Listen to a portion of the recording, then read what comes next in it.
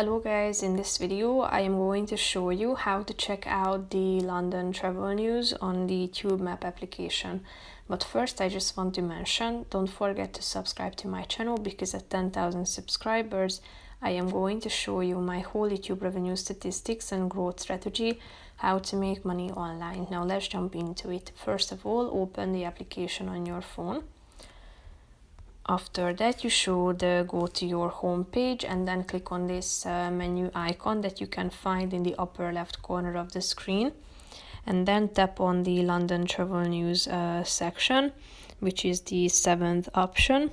Click on it and in a few seconds you will be able to check out the travel news such as line-by-line news, and you can find a bunch of other subsections that you can check out if you are interested in it. So that's pretty much it for this video, guys. See you in the next one. Bye bye.